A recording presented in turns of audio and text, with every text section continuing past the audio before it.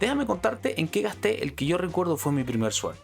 Lo conseguí trabajando todo un diciembre. Recuerdo que lo primero que pensé fue en comprar mi home theater, un 5.1 que por años usé para escuchar música en mi habitación. Recuerdo que me dormía con los audífonos puestos en aquella época, escuchando música hasta altas horas. No sé por qué, pero siempre estuve como obsesionado con el audio, con los audífonos, los parlantes. Supongo que simplemente me gustaba la música. Recuerdo que una vez, viendo el video de We Are The World, hubo un plano que me llamó la atención. Un artista al que no conocía, pero que tenía un espacio único reservado para él. Me desconcertó mucho porque había nombres muy importantes en este video, pero él tenía un lugar especial, único para él. Pregunté quién era, con esa curiosidad de que cuando algo no termina de encajar, y me dijeron que se llamaba Bob Dylan. A partir de ahí lo escuché durante muchos años. No entendía del todo la profundidad de sus letras porque no tenía el contexto de la época y porque sus canciones son en inglés. Yo solamente me dejé llevar por la melodía fuerte y densa, por la armónica que siempre está presente en sus canciones y por esa voz áspera y única. La verdad me hice muy fan, lo escuché mucho y creo que me marcó bastante durante esa época. Hace unos meses me enteré de que Timothée Chalamet, un actor del que siempre escuché cosas buenas pero en películas que no conecté yo demasiado con ellas, iba a interpretar a Dylan en un completo desconocido. Y en mi cabeza eso fue un desafío enorme. Dylan me acompaña desde chico y lo siento muy cercano. Una imitación o una caricatura del personaje me habría decepcionado muchísimo y la verdad no quería descartar tan rápido una película que me genera tantas expectativas. Ya vi la película y no sé si la respuesta te motiva a verla, pero lo que sí te puedo contar es lo que logró en mí. Yo soy Dani Garrido y esto es Una y Nos Vamos. Como dijo Cerati, recomendar música también es un acto de amor y eso es justo lo que aquí hacemos. Todos los viernes en Adventure, tu revista digital.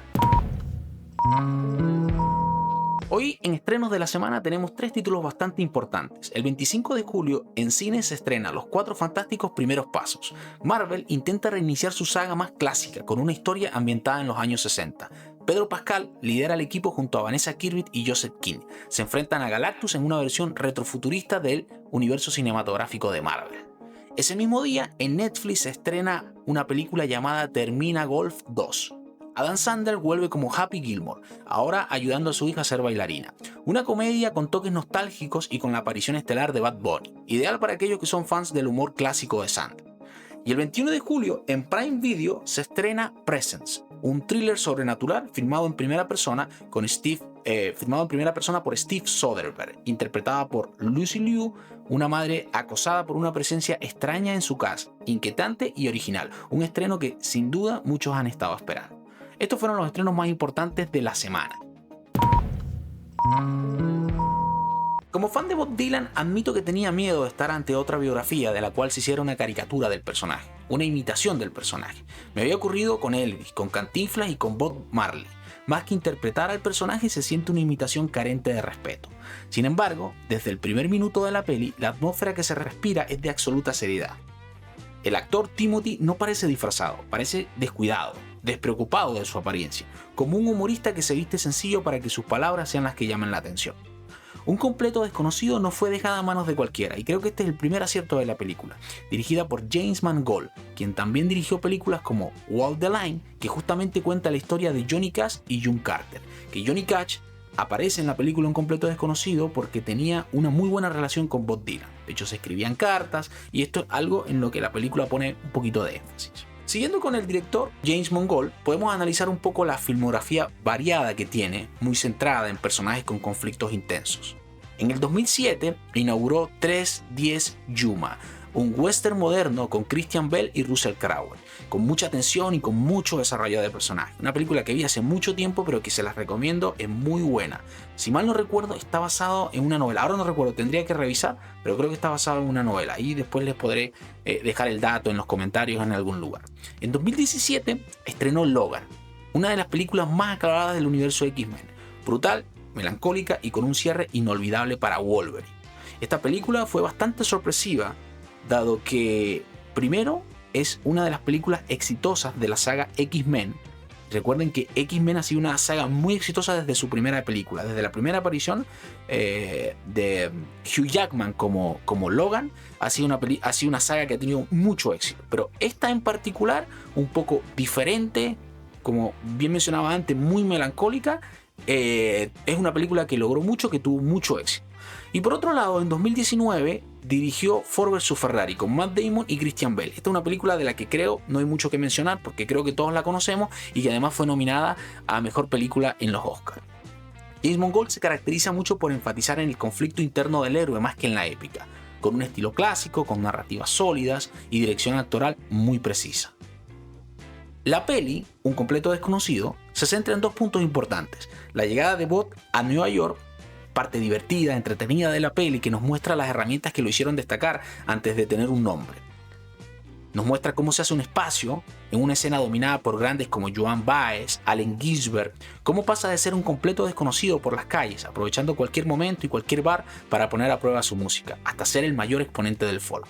En sus inicios, la pasión desmesurada de Bond por la composición, la escritura y la música en general era algo que destacaba. Desde el primer minuto, su naturalidad en las ejecuciones, sus potentes letras lo hacían destacar del resto. Incluso en una escena tan cargada de grandes como lo era Greenwich Village en Nueva York en los años 60, el epicentro cultural y musical del movimiento folk, donde Bob Dylan llegó en 1961 desde Minnesota. Y el segundo momento importante es el Festival de Folk de Newport, donde recibió fuertes abucheos. Bob fue un antes y después en el mundo del folk. Fue el primero que se atrevió a dar un paso más, a explorar con sonidos más modernos, a incorporar una banda eléctrica e incluso presentarse con una guitarra eléctrica, originando el caos entre sus fans, quienes se sentían que se había vendido al mundo del rock. En cuanto a los aspectos técnicos, lo más destacado de su paleta de colores, una mezcla de cálidos marrones y ocres y una textura granulada analógica propia de la era Kodachrome, aportan una sensación nostálgica y atemporal. La combinación de tonos cálidos, sombras dramáticas y textura vintage no solo ambientan la película en los años 60, sino que también refuerzan el contraste entre la inocencia de Dylan y la intensidad de su transformación artística.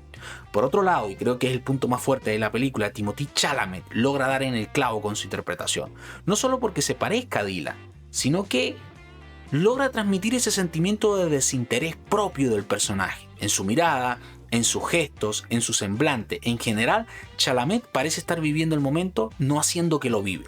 Lo había visto en lo que para mí era su mejor película, Beautiful Boy, junto a Steve Carell. Él tiene que interpretar a un niño con problemas de adicción hacia las drogas. Una película muy recomendada, si mal no recuerdo está en Amazon Prime. Es un papel muy complejo y ahí Timothée Chalamet me había encantado. Y de ahí yo mantenía mis esperanzas de que lograra hacer justo lo que hizo en esta película, plasmar su obra maestra.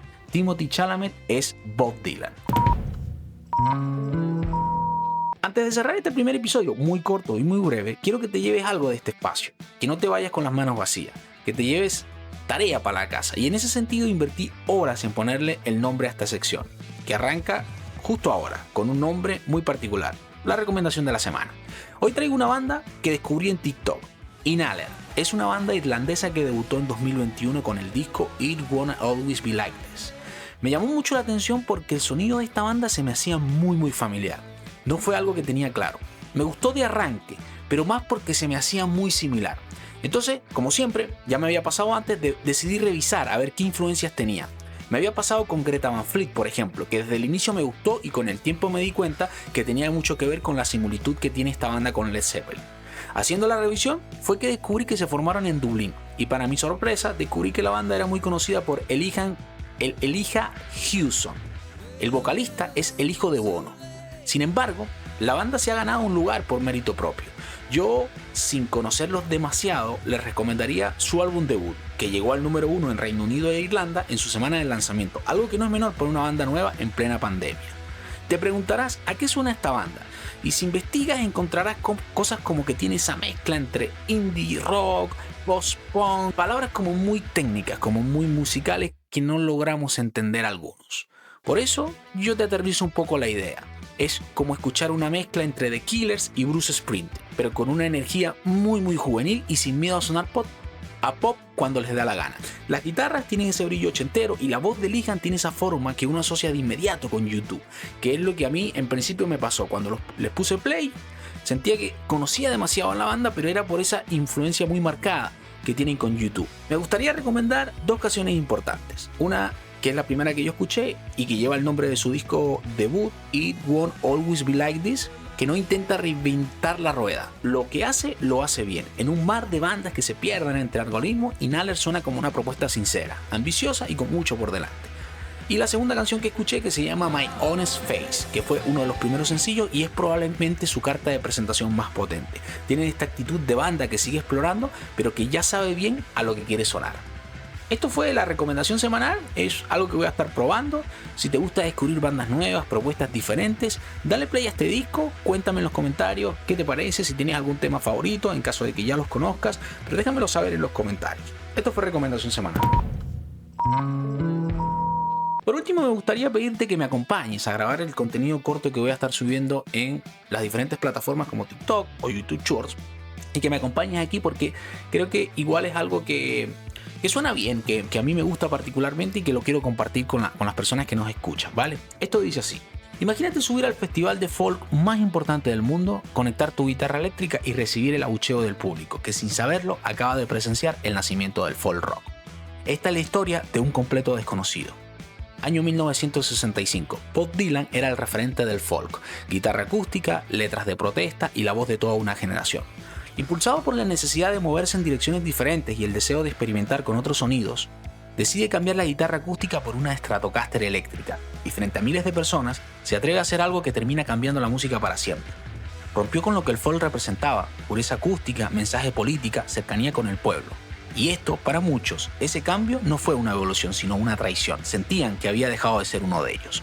Pero lo que no sabían era que ese gesto terminaría marcando el nacimiento del folk rock, inspirando a artistas como The Bears, como Buffalo Springfield y como Simon & Garfunkel, quienes mezclaron esa poesía y distorsión y la convirtieron en una nueva forma de expresión.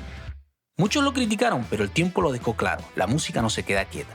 Si alguien decide experimentar, lo mínimo que podemos hacer es dejarlo ir. Aunque no sea para ti, quizás es lo que otro estaba esperando.